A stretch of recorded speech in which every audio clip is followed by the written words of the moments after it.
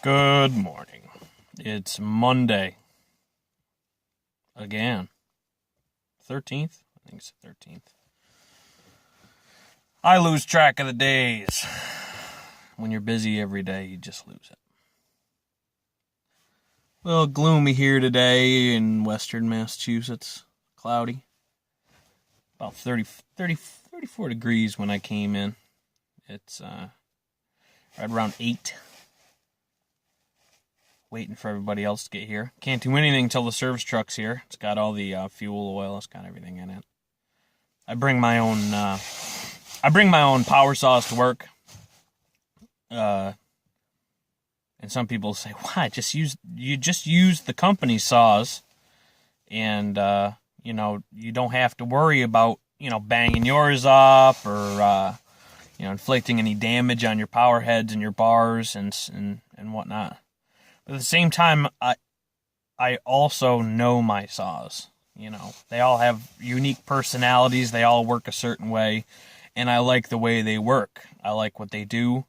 Every one of my saws is ported, and that makes a difference in production for my day.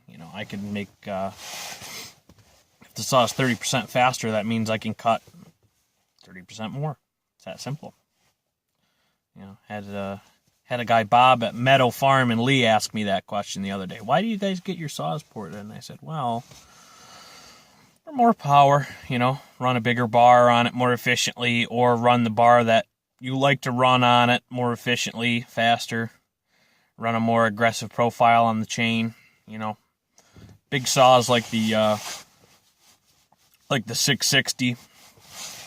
I'll file those pretty aggressively. I'll take the rakers down a bit and punch the gullets out of them pretty low, because the saw is so strong. I mean, if you're doing nothing but bucking clean softwood on the landing, and it's clean, and it's actually clean, because we all know how wood gets when you skid it out. It's not clean. If it's actually clean, like you have a rocky job and it's not really dragging in the ground a lot, then that sharp chain, having a correctly filed chain, makes all the difference in the world. You can get a lot more work done more quickly than you normally would with, say, an out-of-the-box chain. I've never been a fan of out-of-the-box chain. Gonna have some saws to compare coming up, and I will use out-of-the-box chain so you can actually tell the difference between the saws and how they work, because not everybody's great at filing a saw, and not everybody who's going to buy a ported saw is fantastic at filing, or they're okay at filing. But if you want somebody to be able to tell the difference, then you can't use your custom super race chain done by Who's a What's It in the Midwest. I mean, grab a loop of LGX. That's the most commonly used, round chisel chain, LGX. And it's a great chain. It files great, it holds an edge pretty well, and it's obtainable. It's obtainable for people. Well, I only like, steel square grind. Well, that's great, but steel chain's expensive, and square grind, not everybody can file square grind. I'm one of those people who isn't incredible at it. I'm going to try my hand at it today. I bought a square file, and I had a square chain given to me by a friend for my 2260, and we're going to, I'm going to give it a try. Why not? I always joke that I'm an idiot, I'm not stupid, and that there's a difference. But I'm a pretty smart guy, and I'm sure I can figure it out. Growing up all my life, we just had round filed chain, because we weren't into that exotic stuff. When I was a kid, I was just cutting firewood, and now that I've been filing and doing my own jobs, and I'm pretty much, I'm the guy, I'm the dude, I'm the man doing the stuff. I think it's time to try different things, appreciate different things. The square chain is said to cut up to 15% faster, maybe even faster, depending upon how it's filed. I'm guilty of, like I said, I like to punch the gullets out if the saw is strong. You know, maybe take the rakers down a swipe of the flat file. That's another thing. A lot of these guys, they talk about their chains. Well, what are the rakers set at? 50,000, 30,000s, 25,000s. I don't know. I don't sit there and analyze my chain when I'm working. I usually for every 5 passes on the chain, and I keep a log because I'm a bit obsessive about my stuff. I keep a log of how many gallons I put through the saw, so if I ever go to sell them, people know. People knows. But for like every 5 passes with a round file chain, I'll just take a swipe off the rakers. And that's usually sufficient to make an efficient chain in the field. Not for cant racing, not for Ohio Fastwood, not for Poplar. We're talking about legit felling, bucking, real work. I have yet to have a play saw. I don't have a play saw yet. I plan on it eventually. Do a pipe and the whole deal. But, working man's chains. I don't know why, but I always... I set my phone up and I leave my seatbelt on. I guess that just shows I err on the side of safety. Never know, somebody could come up behind me and hit me while I'm in my truck talking to you guys. That'd suck. I really like my old truck. I drive a 96 Dodge Dakota. I never had a lot of money, and I just preferred to live well in other aspects than buy fancy vehicles that I didn't need. It doesn't have leather. You can see I bought this truck off an old man.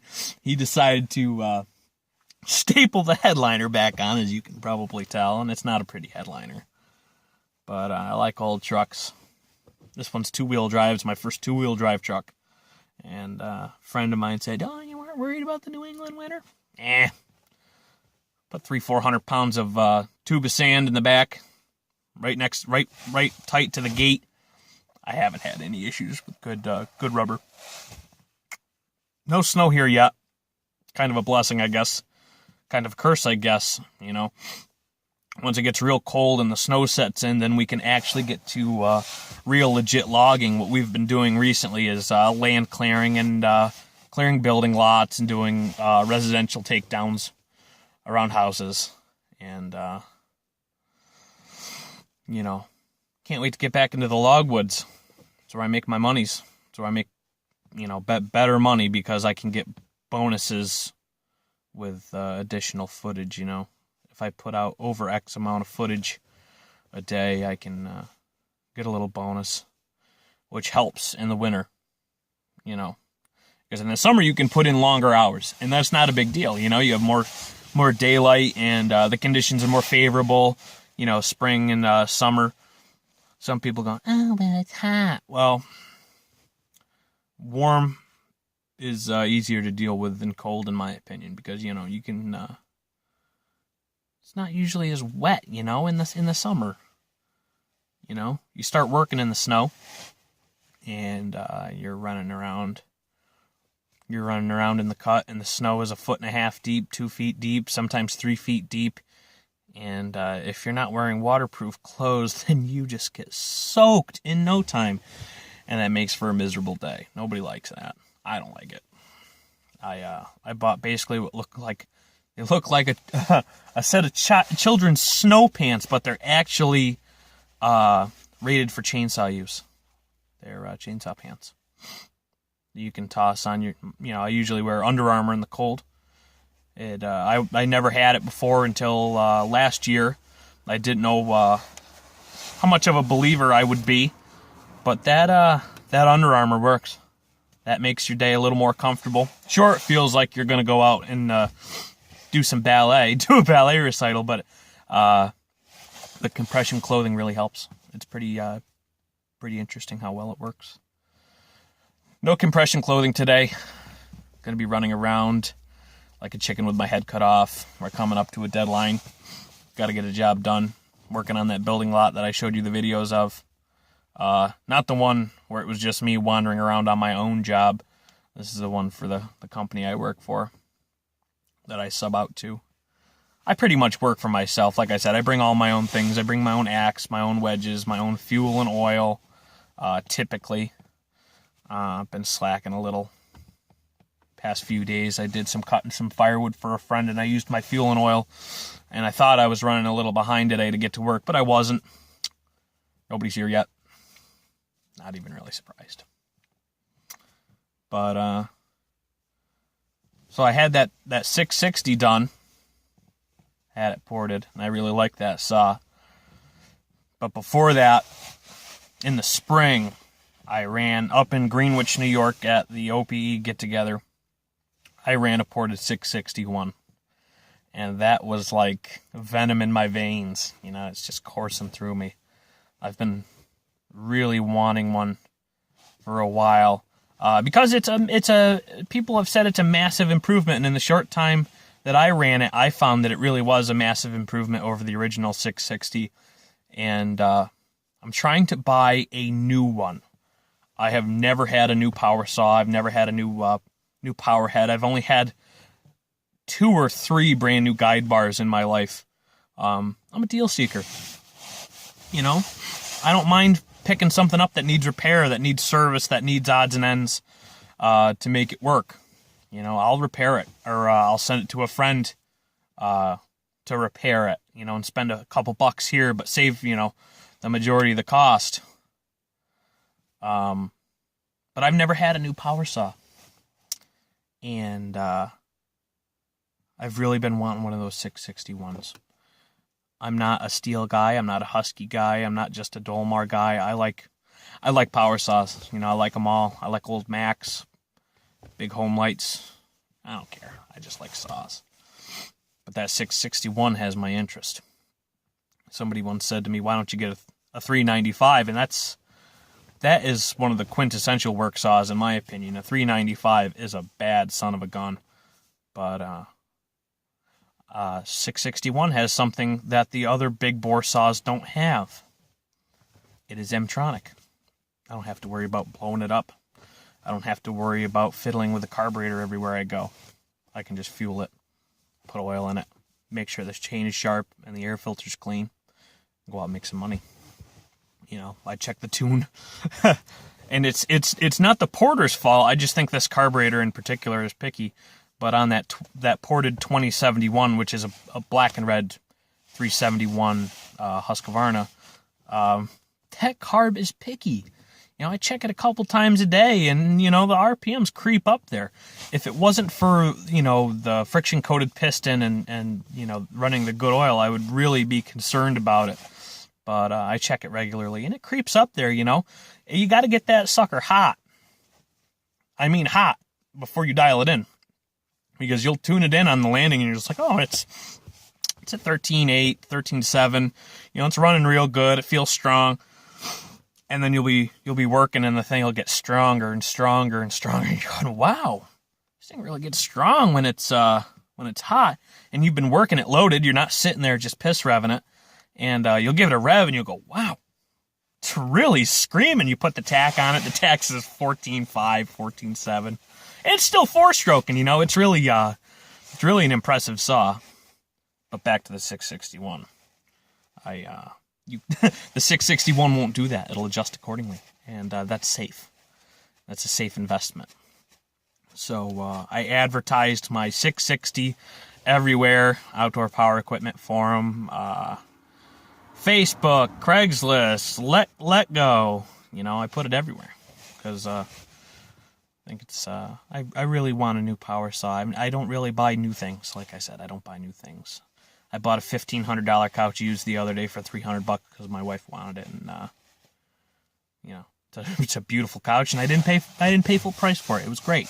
You know, I'm a deal seeker, like I said, but I gotta have a 661, and I want a new one because, frankly, all these guys on eBay, they must be high. You know, they want $1,100 for this used power head still. And the 661 M-tronic has been out for a while. You know, it's not a new thing. Matter of fact, Steel might be coming up with a replacement for it soon. I mean, you hear rumors, and we all know rumors. Mostly false with a tad of truth. But I want a new power saw. And at the rate they're going, I can get one ported, a brand new 661 ported, delivered to my door for only like $300 more than one of these used ones. It's ridiculous. And a good reputed porter, you know, I usually don't drop names, but Scott Coombs, his screen name is Tree Monkey. He ports legendary 661s. When a 661 beats a 395 in a cutoff, I find that impressive. You know, that's impressive. So stay tuned. We're going to try to get one of them there 661s. I got a local logger coming to look at this 660 of mine. Going to sell that. Going to keep that Samura bar, though. It's a bad mamma jamma. I really like that 30-incher. Great on the landing. Great for the big bells. Big bell trees up here. You know, Randy Mack laughed at me once and said, "Ha, bucking big logs. You should see the stuff I've cut." And yeah, he's cut some really big stuff out west. You know, I've seen some of his photographs and some of his documentation, and pretty outstanding, the stuff that he has cut. But around here, it's not really uncommon to approach trees that are 4 and 5 feet at the bell. I mean, my friend Tim put up a picture on Facebook the other day. He's standing next to a butt log that is taller than him, and it was in somebody's yard. You know, there's some really well-preserved pieces of property out here that have big timber on them. You know, it's not really uncommon. So yeah, my logs aren't giant redwoods like Randy Mack's, and he's a cool dude. I got nothing against Randy Mack. He's really cool. He has countless hours of experience, more than I'll ever have. He's probably forgotten more than I know. You know, there's a lot of guys out there that do. Stay humble. Staying humble is important. You know, the day you get prideful is the day you usually get hurt. You know, I've seen trees whomp guys. I've seen guys make poor decisions, not pay attention, lose their train of thought. You know, when you got the power saw running in your hands, your only thoughts need to be on the task at hand. You know, people have troubles at home. You know, real life happens. You know, my baby is being really picky about how she eats right now, and it's making me stressed out. But I gotta buck up, and I gotta get my game on. I gotta go to work. I gotta be professional, and I gotta pay attention. Wear PPE. Pay attention. You know, be safe, guys. I say this all the time to people. I've only said it once on a video, but the saws don't care who you are. Neither do the trees. They'll hurt you. Chippers too. I mean, they'll suck you in. I've seen a guy get sucked in before. It's not it's horrific. So be safe. Be well. Think of others. You know, be kind to one another. Life's pretty short, and you only realize that when you get older. Of course, I'm not old, but you know, I'm 30, and it's I'm recognizing things and seeing things and believing in things that I didn't before.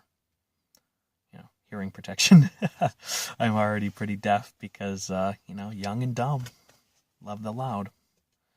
So be safe, guys. Have a great day, and stay tuned. We're gonna have some new stuff going on.